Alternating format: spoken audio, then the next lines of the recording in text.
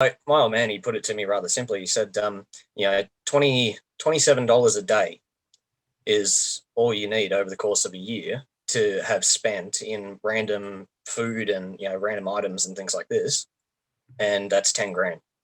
Yeah, wow. Yeah, and when you put it like that, $20 here, $20 there. How much does lunch cost you these days if you were to go to a takeaway? 17, $18. And that's not with the drink or anything. So, this is the loss of purchasing power that we're seeing. This is what fiat money does to the average everyday individual. They steal from us in a very, very, very subtle way.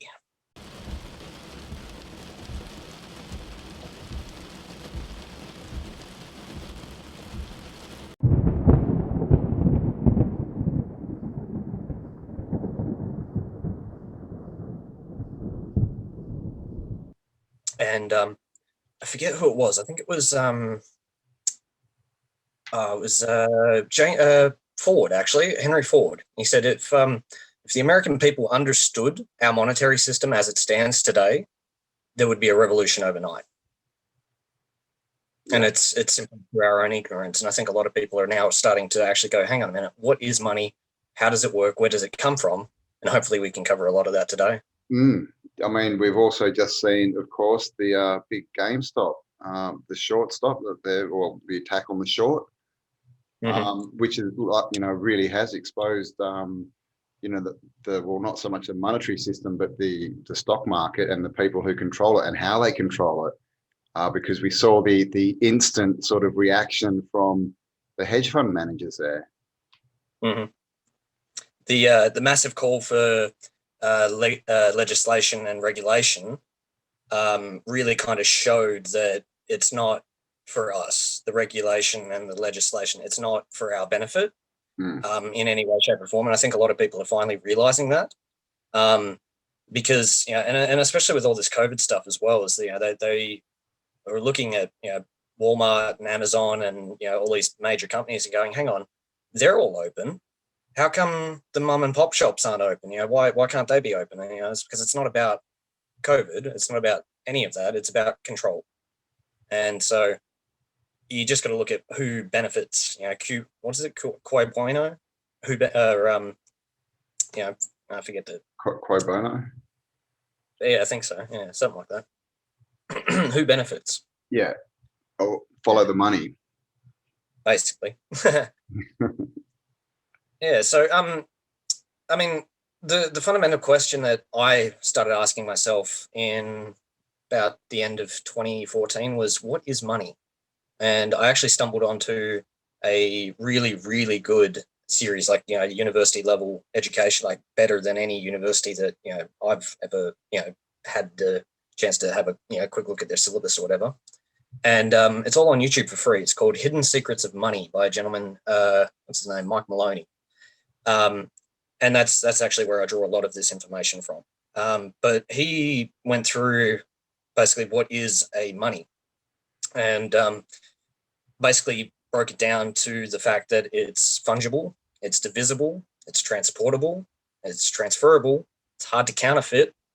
There's a stable supply of it, meaning exactly what the supply of the actual currency itself is, whether it's gold, silver, whatever. And we don't actually know these things at the minute. They've hidden that many gold reserves around the world in World Heritage and all this kind of stuff. Like, I think about 60 or 70% of California is all World Heritage and owned by the federal government. Like, that you can't dig there.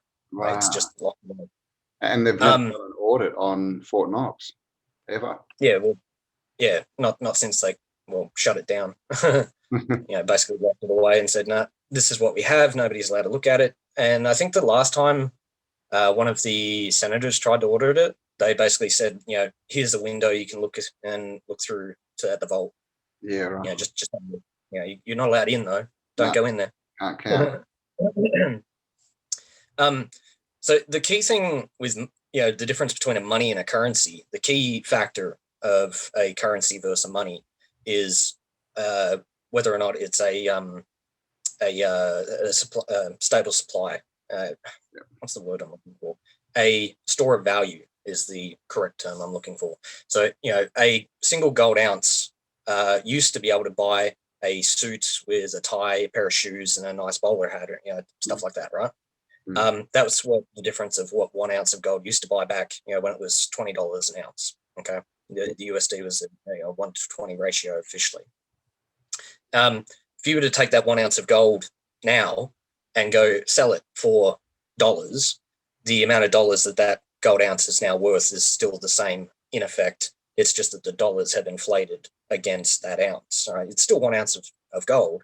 It's just that the currency has devalued itself over time. And so the amount that it purchases is a lot less. And so it takes a lot more of them to purchase what you're actually trying to buy. And this is why, a loaf of bread no longer costs 3 cents, 4 cents, 5 cents, it's, $3, $4. Yeah. I mean, whereas wages don't keep up. I was going to say, it's a good point to say that, just to mention that with inflation, most people think that inflation is things getting more expensive, but it's actually our dollar having less buying value, being devalued. Yeah, perfect. That's the flipping of the perspective. And when you flip that perspective, the entire monetary system kind of goes on its head, and you realize, hang on a minute. Yeah. If they keep devaluing it, eventually it's going to go to zero.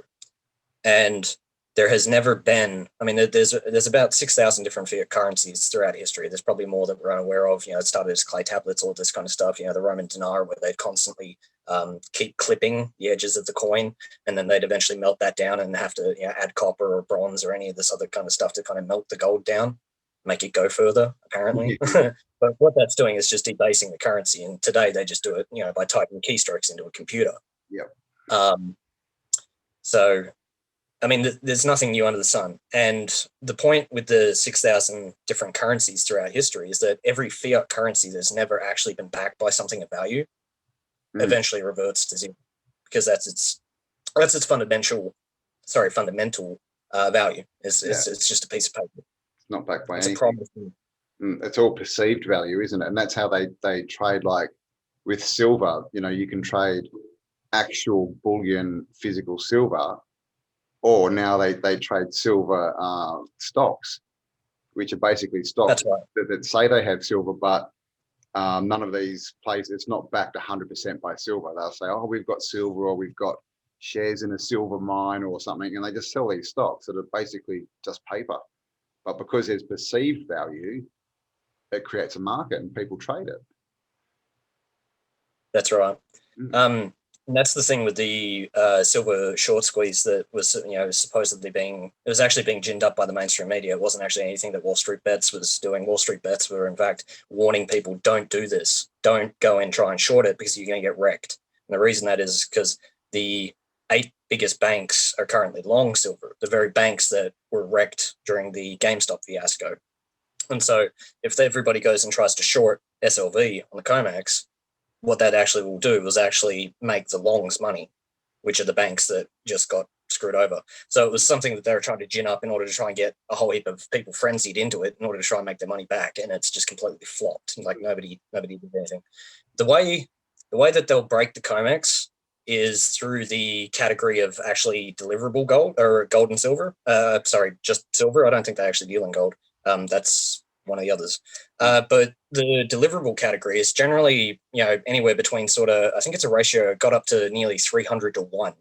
For every 300 paper contracts, there was only 1 ounce of gold, or silver, sorry. Yeah. And so it's basically like playing musical chairs, where there's only one chair of 300 people about to fall on their ass. Yeah. And so what they need to do, if they actually want to take the COMEX out and actually get a fair market price for silver, is to all stand for delivery all at once. Yeah. If every person with a paper contract stands for delivery on the same day, they're done. They don't have it. So they'll recognize the Ponzi scheme's over, and silver will go to a fair market value over the course of, a couple of months or less. Yeah, reset. The thing with silver is, like, because it's a industrial metal, right? The silver story is incredible. They manipulate silver more than gold, like way more. Okay, it's Mike Maloney actually had said, what was it? There's no other asset class on the planet that is currently less than what its 1980 price was. Yeah. Okay, so in 1980, silver was actually hitting a $50 price point. And now it was current, at the time of that video, it was trading at about like 30 USD. So it's actually below the 1980s price point. It's the only asset class on the planet that hasn't suffered that inflation. And the simple reason is they just keep throwing all these paper contracts at it and forwarding it because they want to use it for your iPhone or your technologies and things. Yeah. And so they need to have an idea of what the price is going to be, and so they manipulate it. Yeah. They manipulate all commodities for that very reason, so that they've got a very set, because they only allowed the population growth in technology advance. It's planned obsolescence. 2% a year, 2% a year, 2% a year. That's it. That's all we were allowed to do.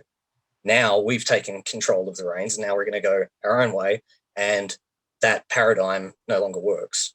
And so this is where cryptos come in, right? Because up until 2008, we didn't have an escape hatch. We didn't have another avenue that we could go to.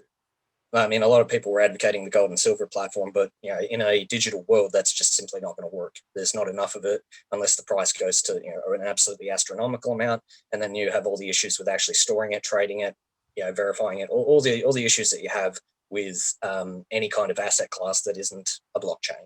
Okay, and so blockchain allows for fungibility on a much, much lower scale and instant transferability, where gold and silver, you just can't do that. Yeah, as far as exchanging the physical gold and silver and transporting it around. Yeah, so with blockchain, it's all right. So just before we get into that, just for anyone watching, basically, so what they're doing is a short is when you, which is what happened with GameStop, is basically when people buy the stock, or well, they don't even buy the stock, they lend the stock off someone. They might say, give me 1 million shares in GameStop and I'll give you them back next year on this date. And when they get the stocks, they sell them immediately, so say for $20, and then they hope that stock price goes down so that in a year they can buy them back at $5, give them back, they make their $15.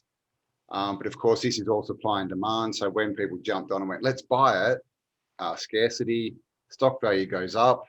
And then, of course, these guys can't buy them back at $5. They don't have the stocks to give back, and they've now got to buy them back at $200 plus per stock. So this is how they lost $70 billion. But it was interesting what you said about silver. They've done the exact opposite with silver. They just flood the market with things that don't actually exist, and they give the appearance that there is abundance, and so that pushes the price down. But like you said, there's not actual physical silver to back all these stocks. So the reset in silver would be to get all those stocks out that aren't backed by silver, and then when you get back to the actual silver that we have, it'll be worth. Well, some people are saying it might go up over $1,000 from, like, what's it at the moment? It is still around sort of 30, just under 30 USD, I think. Yeah, I think it's hovering about the 30 USD mark. But the thing with silver is that there hasn't been a fair market price in silver since the Opium Wars, about 150 years ago. The British, they were hemorrhaging silver because the Chinese were demanding silver for their teas and golds, teas and herbs and spices and silks and all this kind of stuff, right? And so the crown was hemorrhaging their silver, which was what they were backing the pound with at the time. Pound was literally worth 1 pound of silver at the time. Well, I don't know the exact time frame, but at one point it was worth a pound of silver. But the opium, they actually decided, well, screw this, we're going to go and get the population in China hooked on opium in order to demand silver for the opium, and then we can, then pay for all of our other bits and pieces. And so they actually, stuff.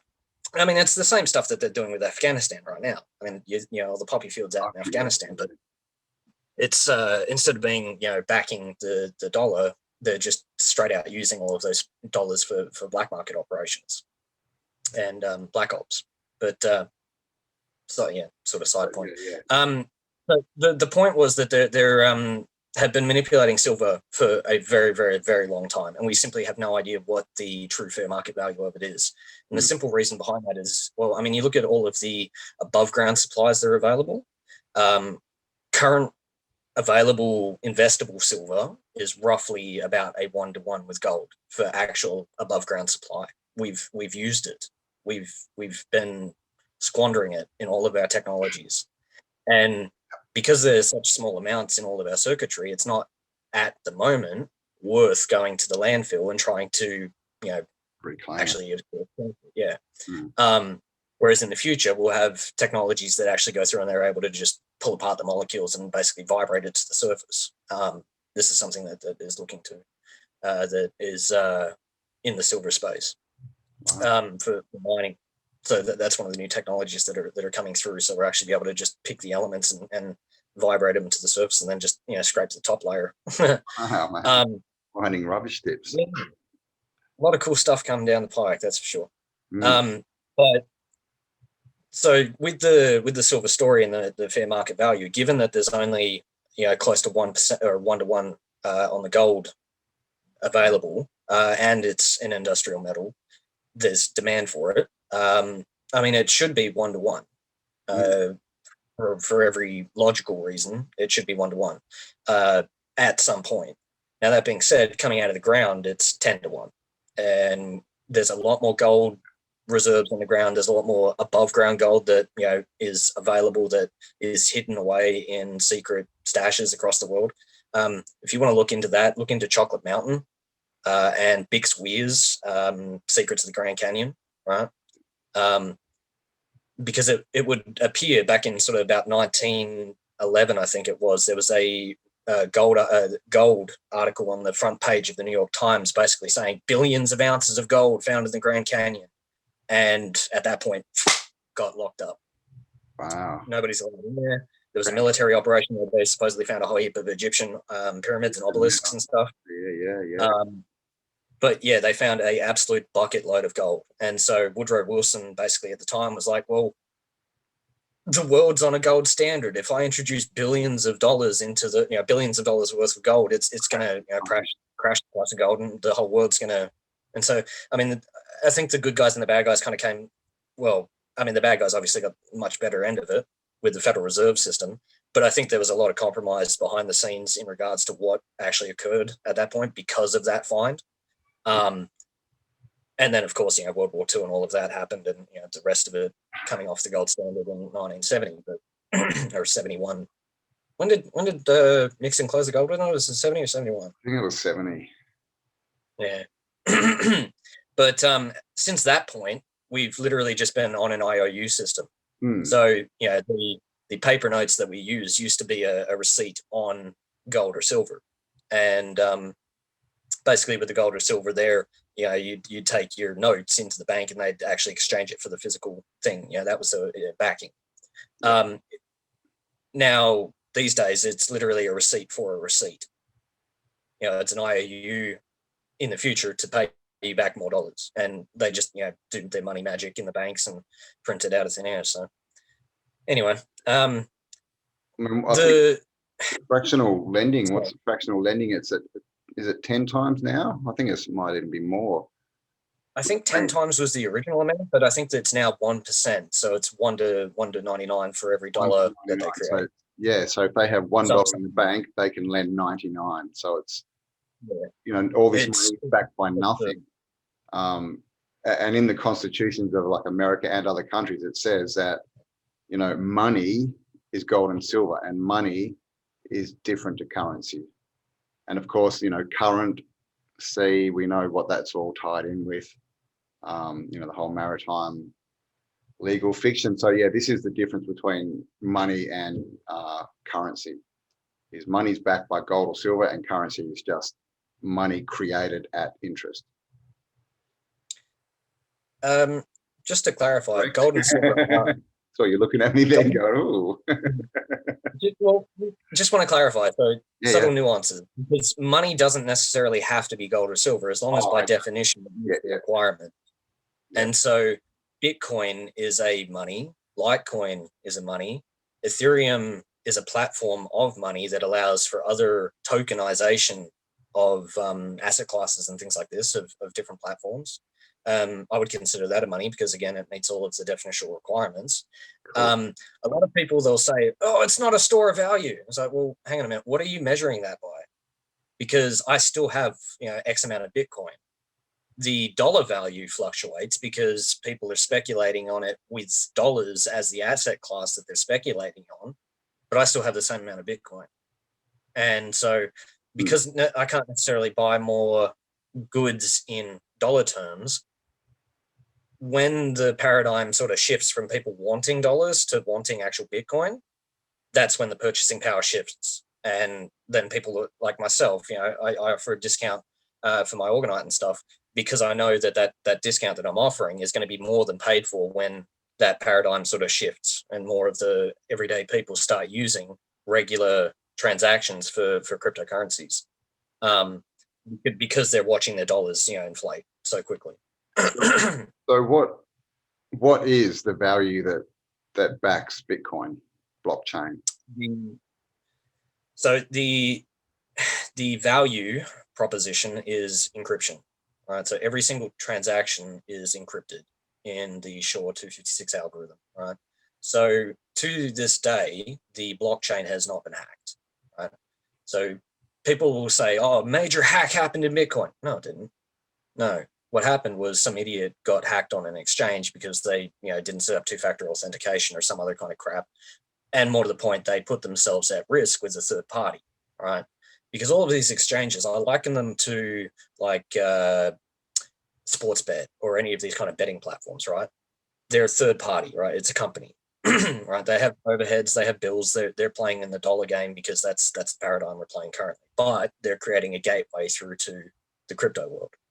But they're a third party, and so any time that you put in a third party, you're adding risk to that asset class. Okay. And so this is why cryptos are actually so good, is because if you actually hold your keys, you're your own bank. It's not that you just have a Swiss bank account in your phone, like on your PC or wherever you hold it, right? You are your own bank. Okay. And so if I wanted to transact with somebody in North Korea, I could send them $1 million in Bitcoin and nobody could stop it. Right? That transaction would just simply go through the algorithm, it'd be encrypted and sent through. Now, of course, the other person on the other end has to be able to access those funds. They need to be able to get access to the wallet that you've sent it to. But I mean, if you send them 12 random words encrypted in a book or something like that, or get it to them some other way, then they're going to be able to access those funds. Yeah. I mean, the whole idea behind crypto is that you are your own bank. And so there isn't anybody that you can turn to and say, "Hey, I messed up. Can you reverse that transaction or something like this?" And so education on the subject is absolutely paramount, because again, I stress the point, you are your own bank. Now, I'm gonna put a little tangent here, because just on that note, I like saying that you are your own bank. And the reason I like saying that is because there are 3 billion people on this planet that have no access to banking. They have no ID, they have no access to banking, they have no means of electronic transfer in the marketplace, period. Okay. And so like in South Africa and Africa and all of the countries, they've been using things like mobile phones to text mobile credit, right? Minutes back and forth as a form of currency, because they can't get access to a bank. And so they're literally paying each other, like that movie with Justin Timberlake in Time. They're just using their mobile phone to do it. Yeah. They trade right. Time. And so that kind of level of innovation is now going to come forth in the form of 3 billion people accessing their own banking systems. So can you buy Bitcoin without ID?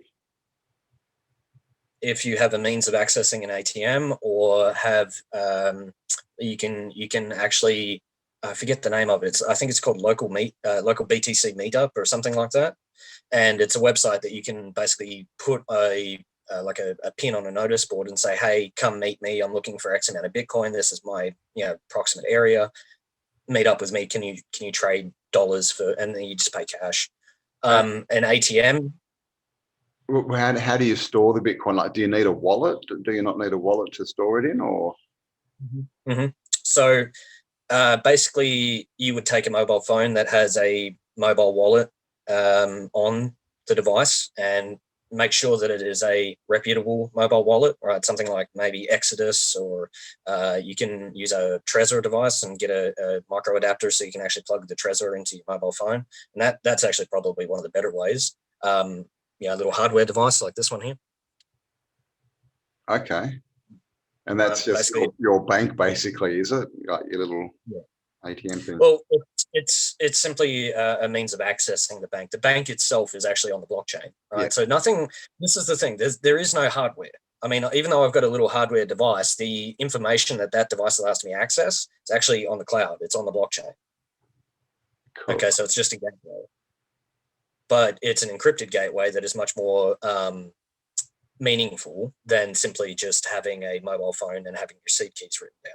Okay, there's a movement called "Not Your Keys, Not Your Funds," or something like this. I forget what it was, but it goes on each year, where basically it's demanding the funds off of the exchange all at once. Okay, and it's a coordinated effort to basically get everybody to demand the money off of the exchanges, because the exchanges do a ratio, a fractional reserve system, much like the banking system does, because not everybody's going to be pulling their funds out at once. They want to keep the funds in there because, well, A, it costs them money to transfer it out off the exchange, and so they want to keep their funds in there so they can just do the trading back and forth. Because if you're pulling your funds off the exchange, they actually then have to go out into the marketplace and buy those coins in order to give them to you. Okay, so this is the Bitcoin exchange. So, but yes. Okay, so yeah, okay. So basically, I mean, that's almost how it's different to what we've got now. Is when you want coins, they actually have to go and find them and make sure that they give you. And even though it's not a physical coin, it's I mean, an electronic coin or whatever. It's a bit of code, really, isn't it? That has to be accounted for. Where at the moment they'll lend you money and they'll just go, okay, and I'll just write it and say, yeah, look here, it exists because I typed a few numbers. And of course, when they do that, every time they do that with currency, it devalues the currency already in the marketplace, because it's just adding more that's not based on anything. Correct. Yeah. So the biggest, one of the biggest fears, I guess, about crypto is what happens if the net goes down? Like, is it in the internet, or is it like a separate entity, or? So you understand how HTTP is a protocol on the internet, and that then allowed, like, initially the internet was just code, and then now we've got user interfaces and email and all these other protocols that sit on top of the various layers of the internet. Blockchain is another layer of the internet. Okay, so it's almost like its own internet, as far as we're on 2 at the moment, which is HTTP. That's like Windows, I guess, is it? It's like the running program over the top of the internet, so we can access pictures and video and all that kind of stuff. Is that right? Yeah, it's a rough analogy, but yeah, it kind of works. So think of Windows as like the user interface, like 2.0. The internet 2.0 is HTTP, and basically blockchain is now allowing for another protocol to sit on top of that user interface, right? So think of it like an application running in the background of the user interface. Yeah. All right. So with the sorry, that train of thought's gone. So if the internet goes down, what happens if the internet goes down? Can you still access? Right, that's what the question was. So if the internet goes down, we're not going to like the world that we're in. It's that simple. No. Well, I mean, this is the other thing. If it goes down, all currency will go down as well, pretty much. So. Correct. In a grid down scenario, even if it's just the internet grid, not the power grid, right? If it's just the internet grid, the power grid will eventually go down with it, unless we're very, very quick in order to try and set up alternatives. Because all of the nuclear power plants and all this kind of stuff, they're all they're all linked. Yeah. And so if the internet goes down, they're eventually going to go supercritical pretty quickly. And so the world that we will find ourselves in, if the internet goes down, you ain't going to be worrying about money. You're going to be worrying simply about survival. And so the viewpoint, in order to sort of have a look at how these cryptos work, is we're trying to create the world that we want to see, and not using it simply as a means to hedge against a terrible future. It's actually proactive, right? Yeah. And so the whole point of these cryptos is that it prevents double spend on a internet platform, right? Because initially, when the whole purpose of digital currencies had a major flaw in their initial concepts, and it was called the double spend issue, right? And so when you copy information from, say, one file to another, you don't delete the original bit of information, do you? So you copy a video from one file to another, it duplicates it rather than sending it. Yeah. Okay. And so this is what's known as the double spend issue, right? If you were to try and spend one bit of information across the internet, it would simply duplicate it. There would be no means of rectifying that, duplicate initial coin. And so it would simply duplicate the currency and cause massive inflation and would never work. Whereas Satoshi, the group, I believe it was a group of individuals that came together under the name Satoshi Nakamoto, to write the initial Bitcoin white paper, and then eventually that fleshed out into the actual network. That group, they managed to get rid of the double spend issue, and that's why Bitcoin is the main coin that everything has then spun off from there, because it actually got rid of the double spend issue. So all these other coins, they're different blockchain codes, are they, that are sort of based on the original Bitcoin? Because we have Litecoin and Ethereum and all these kind of things. They're clearly they're not Bitcoin. So do we know who wrote these? Are they blockchain, and are they the same? We know quite a few of the people that have made them all. We simply just don't know the Bitcoin one. So Litecoin, let's kind of take this a little bit coin by coin. So Litecoin was the secondary blockchain. It was the second coin to ever exist, and then quickly followed by Dogecoin. I think might have been Ethereum. I forget the order of it. Dogecoin is a bit of a fanboy coin. It has ridiculous inflation rate and all this kind of stuff, and it's just been pumped.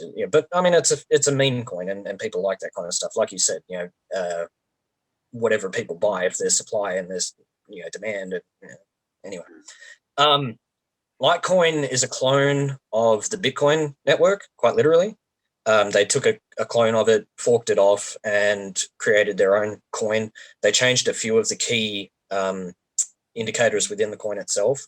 So the total mineable supply went from 21 million to 84 million.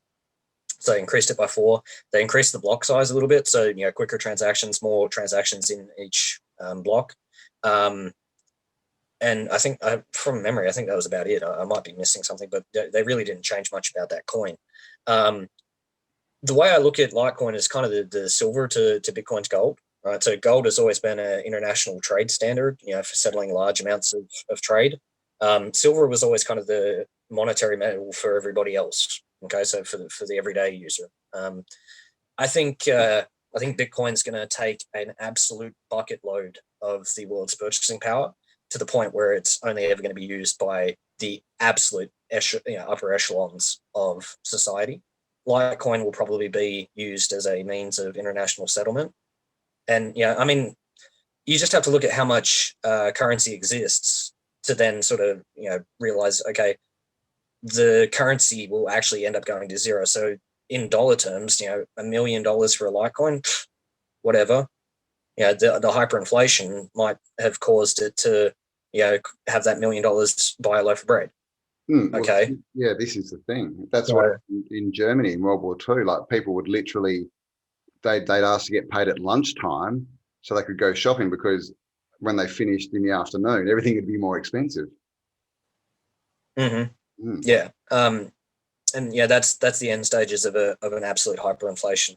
There was the story of a gentleman that had been his grandfather passed away or something, and had given him 5 gold ounces just prior to the end of the hyperinflation. He then got the benefit of that hyperinflation, walked into a hotel, rather large hotel on a street corner, slapped 5 of the ounces on the table and said, "Hey, I want to buy your establishment." The owner walks out and goes, "Here's the deed." Wow. Just because because gold, because there was no dollar value to be traded. Like gold was better than, it was the best thing, I guess. Yeah. And the thing is, as well, is that, you know, because there's literally blood in the streets, unfortunately, at these times, that's when asset classes, you know, get snapped up for absolute cheap.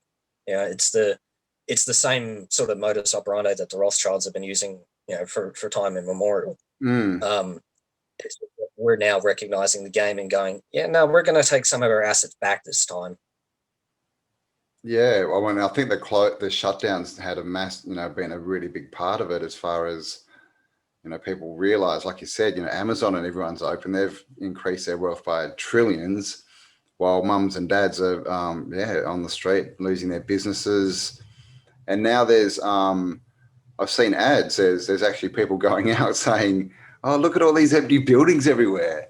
You know, maybe, you know, they're pushing investing in buying all this stuff up cheap, which is what, you know, Rothschilds and that do. And it's like, really, you really want to devalue everything a bit more? You know, I don't know, but yeah, I mean, this is the whole thing with money. Money seems, or currency, sorry, seems to create greed. It's because it's so volatile, I guess, and people, it's so controllable. People, you know, it's like in back in the 80s, when it crashed in the 80s, you know, people were literally, these traders were literally jumping out of, you know, skyscraper windows. We just saw it with the GameStop stuff. Yeah, well, yeah, I haven't heard of any deaths, but I'm sure it's probably happened. Yeah. No, I got sent a video, what was it, 2, 3 days ago, of a guy that, you know, it was just some people on the street, but, you know, cops are all mingling around, sirens going, and then all of a sudden just hits the ground. Like, what the? Whoa! Because billions I just don't know wiped the away. And answer that's the to it. thing. If it's backed by gold, silver, or, you know, Bitcoin, something that can't be manipulated, then it can't swing that far, can it? You can't go from having $1 billion to having nothing. But see, Campbell, just to clarify there, you said, you know, backed by gold and silver that can't be manipulated. Well, it's Well, manipulated. yeah, It's been in the stock manipulated for a long market they time. can, yeah. Yeah. If it's all But no, that's back, kind of the point, is that 100%. Bitcoin, yeah, but that's kind of the point that I wanted to make, is that Bitcoin cannot be manipulated in such a means, right? There's only ever going to be 21 million of them. They can't, I mean, they can try to manipulate it with their paper games, but once those paper games are done, we're left with the 21 million coins, and that's all it is. Gotcha. And the same with Litecoin and all of these other coins. We know exactly what the monetary policy is going to be 100 years from now. Yeah. So with gold and I mean, silver, they can manipulate it as far as they can say, "Oh, look, we're mining this, or we've got this," but Bitcoin, and like I was they can saying, never say there's any more than 21 million. Is basically what you're saying. right. So yeah, it's a. And so with the value that, because when Bitcoin came out, it was they were giving it away basically, weren't they? Well, to get it initially, you had to have mining equipment. I mean, up until Mount Gox, which was one of the first, it was actually a Magic the Gathering, the card game platform, but they were a trading platform for Magic the Gathering, and they would have online tournaments and stuff, and people would have to pay and deposit in Bitcoin, and the winnings were then paid out in Bitcoin.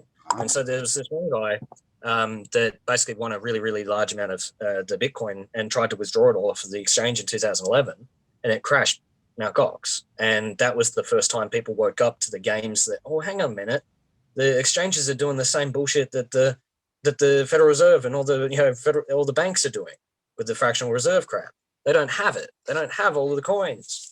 And so that exchange crashed. And that was about the only way that a lot of people in the beginning were actually able to get any kind of coins. And so there was a little bit of a time sort of up until about 2012 where nobody had any idea of where they could actually buy coins. And the only way to get them was through the mining, which was the way that you had to do it from basically the time that, you know, the blockchain started until Mt. Gox came out anyway. And so at the time, you know, I think the first transaction went through where somebody actually purchased real world, you know, a real world item. It was 2 pizzas, and he paid something ridiculous. I think like it was like 10,000 Bitcoin or something at the time. Whoa. Yeah, I mean, it's going to go down in history as the world's most expensive pizza, period, because it will just keep going up, you know, due to the inflation. And so the amount that he paid for it in Bitcoin at the time, I think was, you know, like $30, $40 or something. I think it was only like 3 cents a coin. Yeah. That was back in cents, wasn't it? Yeah. And what is And it? I mean, before 20,000 that, it was even less. 10,000 Bitcoin. I'd like to have one. I'd like to be that pizza shop owner. Jeez, I mean, if he's held on to them, he's retired as a millionaire by now.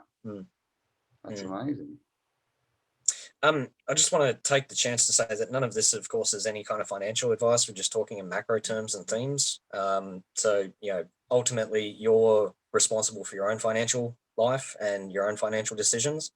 All I will say on the matter is that education is key. And like I'd mentioned before, the hidden secrets of money thing, one of the best, places to start to learn basically what money is and, how it is now transitioning into the digital age with the cryptos.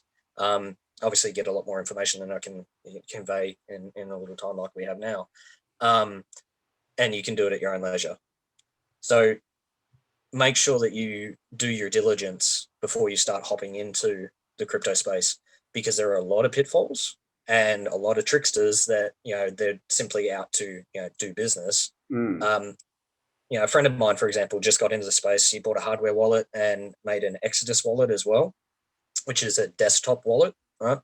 And so he put all his money on the exchange, transferred the dollars into crypto, and then withdrew the crypto off the exchange to his Exodus wallet, thinking, we'll just do that for now. And then once my hardware wallet arrives, well, then I'll transfer it to that. Lo and behold, today his hardware wallet turns up and he goes to transfer from Exodus to his hardware wallet, and he didn't actually check to see the amount that he would actually receive versus how much was being sent. He just looked at the network fee, which was the on-chain network fee, but Exodus also takes a cut, right, for that transaction. Now, for whatever reason, the amount that he'd sent to versus how much that he actually received was about 40% less. So they took a huge chunk as a transaction fee, which is just ridiculous. And especially when it's not highlighted like that. So you really need to be aware of the products that you're using in the form of hardware wallets, exchanges, and, well, any other kind of wallet. Okay. Well, this is the thing. It's the people that are trading it that are the problem, not the actual product. Because I myself, I had some big Bitcoin. I think I've still got some in a wallet. I just don't have much idea to get back into it. But I had some Bitcoin probably 2016, 2017, when it was starting to sort of get big. And there were lots of these, platforms coming out, selling it and all this kind of stuff and trading it. And I don't know what I had, not much, $100 or something. And the platform just disappeared. And it was happening a lot. These people were going, oh, yeah, put your Bitcoin here. And then they just shut down and take everyone's Bitcoin. And I saw it happen 5 or 6 times, within a year. And so I guess that's what the due diligence is. You've really got to, and it's like anything, it's like any transaction that you do, it's a transaction fees that are the problem, isn't it? And everyone's transacting it, that you've really got to make sure that you're covered and you know what you're doing. Because as we know, the devil's in the details, right? It's all in the fine print. Absolutely. With the crypto, it is all in the absolute detail. And with the exchanges, if you have, like I was trying to make that analogy with the sports bet thing, right? When you were talking about, your issues with the exchanges just shutting down, right? Think of that like sports bet, tote, all of the different sports companies that have their ledgers, right? Their platform, if you will. And when you deposit cash into that platform, it has your name on it, but the funds are ultimately not yours until they're in your bank, right? And so if Sportsbet or Tote or any of those other companies go down in the meantime, then your funds get vaporized because they've just gone into bankruptcy. They don't have the funds in the first place. All it was a ledger entry. And I liken all of these different exchanges like Coinbase, CoinSpot, Binance, some exchanges have a more of a liquidity pool, like more of a reserve than others, but most of them are running 10, 20% or less. And so when there's high volume from the retail market or from any other kind of whales or anything like this that wanting to get into the space and do it quickly, or like what we saw over the GameSpot weekend where CoinSpot got basically its entire year's worth of membership signups in a week, that's when problems occur, because it's like a run on the banks. If everybody goes to the banks and tries to withdraw their cash all at once, the banks will collapse. It's the same game. And it's the same, and so because they don't have the gold or silver in there that's backing the currency. That's right. And so we know the game, and so we can get around the pitfalls by demanding delivery off of the exchange into your own wallet, right? And so if you haven't got your own seed keys, the 12 or 24 key phrase, keywords that are your phrases, right? I don't care about my hardware wallet. If I lose that, I don't care, right? You can get smashed with a hammer. I don't care. I've got those seed keys, and so I can just go get another hardware wallet, or I can just create a new wallet on my PC, put those seed keys in, and voila, I've got my funds. Okay, so keys, is that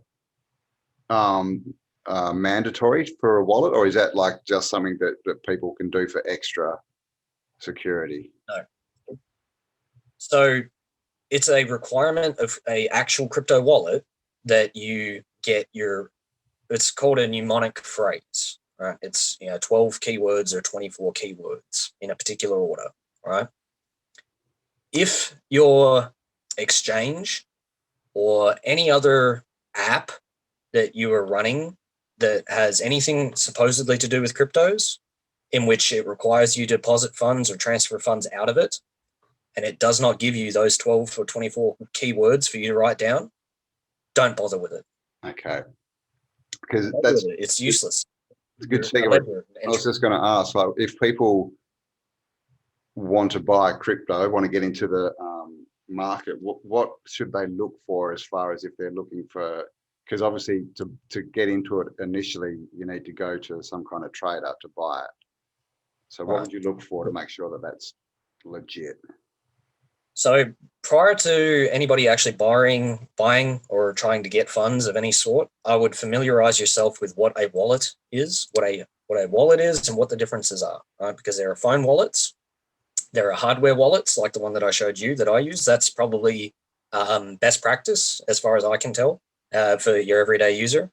There are many other protocols that you can actually go through and code into your own transaction lists for checking transactions, all this kind of stuff, but you need to be a coder in order to figure that out. It'd be like trying to code email back in like 1995. not my game. Can't do it.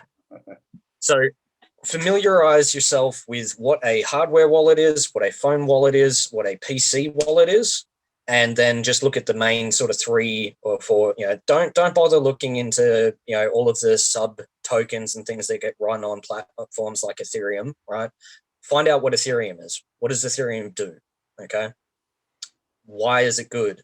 Find out. If you've got questions like these, go onto YouTube. There are quite literally thousands of hours of people discussing exactly these types of questions. What's his name? Anthony Papadopoulos? No, what's his name? I'll look it up here in a sec. Anthony does a really good presentation called what is it? Failing to scale, right?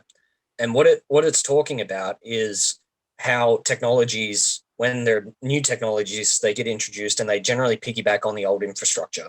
Okay, so think about when cars were introduced, they were running on old mud roads that horse and carts were designed for. Okay, and then eventually the motor cars required roads, and then the horses got the benefit of the new infrastructure. Okay, Same thing happened with the telephony system, right? We had copper wire. We had all of that copper infrastructure, and then the internet comes along and goes, hey, we're going to piggyback on this. And then, hey, we're running out of bandwidth. We're going to build a new infrastructure, and you're going to benefit from it too. So now the telephony runs on the internet. Okay. We have had fiat currency transmitting over the internet, right? And now the internet's about to go through a transition where now it's going to become the blockchain. And so the blockchain will start running things, and we'll have transparency, we'll have accountability, and they won't be able to manipulate things anywhere near as much as they have in the past. Cool. So when you buy Bitcoin or gee, what's the generic term? Cryptocurrency. Crypto. That's it. Crypto. When you buy crypto, basically, if you have like your 1224 encryption, no one else can access that money once, or that crypto once you've purchased it, can they? So once it's in your own hands, the only way that anybody else would get those keys is if you have put those keys into a digital platform So yeah, of any sort. they would literally need to have them so they can input them to get the money out. That's right. Yeah. So my suggestion when you initially set up any wallet, right, get a couple of blank pieces of paper and get yourself a laminator. Okay, hand write all of your seed keys down on those paper on the bits of paper, and make sure 100% double and triple check that it is in the correct order and the correct spelling. Okay. Now the reason I say this, and don't utter those words out loud because the phones bloody listen to us, right? So don't even say the words out loud. Okay. Yeah. Write them down on a piece of paper, laminate them, 2-3 copies, and then you're good. Okay.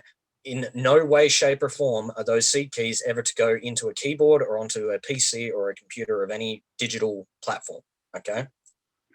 That way, the only possible way that somebody can ever transfer your funds out is if they actually have those pieces of paper that you've written down. So you can literally lose your wallet, lose access to your wallet, but as long as you've got the keys, you can still access your crypto. That's right. Yeah. So the wallet's literally like just a software program that makes it easy for you to view your crypto and stuff like that. Correct. Yeah. Yeah. Cool. Correct. All right.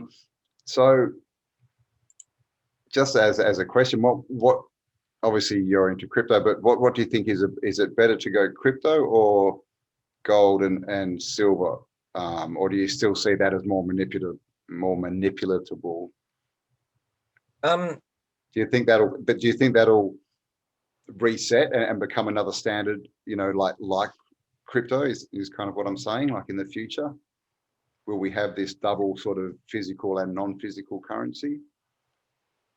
So my opinion on that is kind of nuanced. I kind of see a multi-dimensional system occurring in decentralization, right? And so that the whole concept of a gold standard or a silver standard is going to be effectively superseded by whatever the market decides, because the market is looking at cryptos going, hey, this stuff over here is looking a lot more stable, safe, usable, and I can do more things with it than what gold and silver do.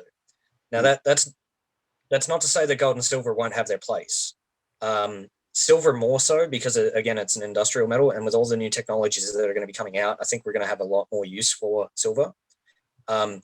Perhaps gold as well as an industrial metal that we simply haven't worked out the uses for it yet. Who knows? Yeah. I think that they're more going to be a commodity rather than a monetary. I mean, well worth investing in for sure. Well worth investing in versus a fiat currency that devalues 6% every year, at a minimum. So yeah, I mean, by all means, chuck a bit of your savings into that asset class if you'd like. All I'm saying is, hey, have a look at the alternative, because a lot of the pitfalls with gold don't exist in crypto. Yeah. And for that fact that we see now, people can just sell stocks on it when they don't actually have it, they don't have the physical product. They'll just pretend they do, which can't be done with crypto. And of course, gold and silver was the standard, and I've often wondered, why gold and silver?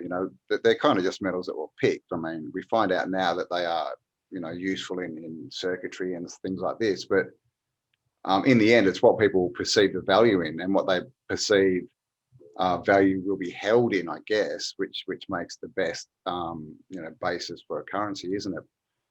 It's because you don't want it to fluctuate. This is the whole thing.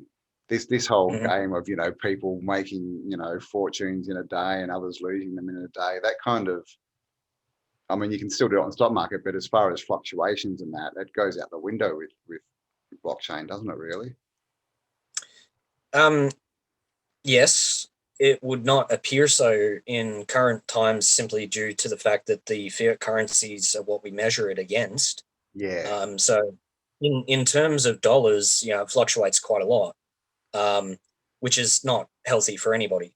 Now, that being said, as soon as the market cap of the cryptos start getting up above, $1 trillion, 2 trillion, 3 trillion, then those fluctuations are going to get less and less. And so instead of seeing, fluctuation 500% and then dropping 95%, we might see a rise of, say, 100% and then a fall of 20, 30% or something like that. Yeah. So the fluctuations we see, like I said, they're the fluctuations of the perceived value of the fiat currency against Bitcoin.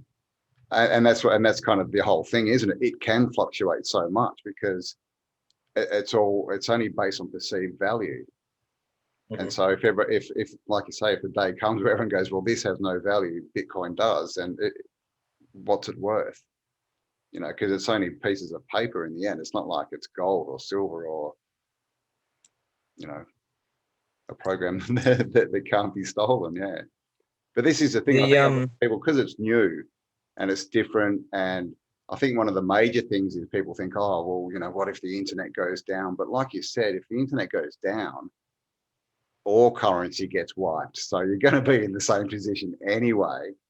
And you did just mention, the value of currency goes down at least 6% a year. And so we have all these people running around saying, oh, invest here and this is how you make money and increase it. But you've got to fight. Unless you're making 6% a year, you're going backwards. And if you're making 6%, you're only standing still. So this is the thing about investments is your money can build up, but the buying power of that money is going down at the same time. And that's the problem, because all fiat currency is lent at interest, basically. As soon as you get $1, it's worth less than $1. It's worth 6% less. 6% less. So than this what you borrowed. So this is the whole thing about getting outside the banking system, getting outside the fiat currency, is getting, whatever commodities, all blockchain. Bitcoin we're obviously talking about, and getting that, and basically, getting outside a system that is controllable by these, we know, by the billionaires, by the hedge funds, by all these people that are making currency. Because what did they do in the US last year? 17 trillion, was it, that they printed out of thin air? It was basically 100% of the monetary base that existed at the time. Wow! So they basically halved the value of the money in one foul swoop. Yes, but with the public thinking that they're getting money, when actually what it's doing is it's making all the money they've got worth half of what it was before that was done. So it's all going backwards, but we think it's going forwards, is what I'm trying to say. That's right. It's an illusion. It's an illusion, because even though that they printed that money in 1 year, the effects of that purchasing power don't start degrading they start degrading straight away, but it only affects the people that have received that money first, right? And so they get the maximum purchasing power of those dollars to begin with. And as that new currency then floods through the system over the course of a year, 2 years, 3 years, or whatever, it then starts affecting the bottom end of the hierarchy the worst, right? Because then they get those new dollars in circulation when they've already been devalued by the full amount that it was at the time that it was created, right? And so even though the initial spike looks, hey, look, stimulus, it's like a crack addict. They get a very, very small high for a very small amount of people, and then eventually it's a big crash. When they come off that high, and this is what it's monetary crack in effect. And I just want to sort of divvy off to the side here a little bit, just circling back around on gold and silver and crypto and the whole apocalyptic scenario. There is nothing that has inherent value under this earth, period. Except perhaps water and food. Right. Because in a grid down scenario, there is gold, silver, none of it is going to make any sense. And I always come back to people, they say, oh, well, gold and silver have inherent value, and that's what crypto's about. Like, wait a minute. If we stuck you by yourself on an island like Tom Hanks in Castaway and gave you as much gold and silver as you want, what you going to do with it? So in that particular scenario, there's no inherent value with gold or silver either. It's just a perceived value in a particular paradigm, right? You chuck them into a different paradigm, which is the proposed scenario of the grid down, right? And everybody's just struggling for survival at that point. Gold and silver have no inherent value in that scenario. Can't eat it, can't use it, can't make fire with it, can't use it for shelter. Suddenly Might be able to hammer it out and make a Captain America shield or something out of a bar of silver, but I don't think that's going to do me much good. Well, this is the thing, everything's perceived. There was actually a report I saw from New Zealand, and the dude on the news came out and said, he said, all money only exists because people believe it does. You know, people believe it's got value. As long as we, you know. Truth bomb. So it's just, yeah, it's just literally, it's more of the veil, isn't it, really, that's been pulled over us. It's just so they can manipulate it, so they can steal more wealth, jump in as the middleman and siphon off every transaction that's done and all this kind of stuff. Yeah. So, cool. A lot of people will make the argument that money is inherently evil. You know, they'll get that quote that, you know, the root of all evil is money. I was like, no, the root of all evil is evil. Yeah. Yeah. Which isn't, no. That's only half the quote, but yeah. Rich people love the quote. Yeah. Like, nah, the love of money is exactly. Yeah. So what they're describing is actually greed. Yeah, so greed, yeah. Money is simply a tool, no different. It's a technology, no different than anything else. It's a medium of exchange, a unit of account. You know, it's a representation of value, and so it's a form of barter, no different than saying I'm going to trade you 3 apples for, you know, 2 bananas or something like that. Yeah. It's just that we've taken it into an abstract form, and so we're able to, in effect, monetize a particular value, and so we have accurate representation of value.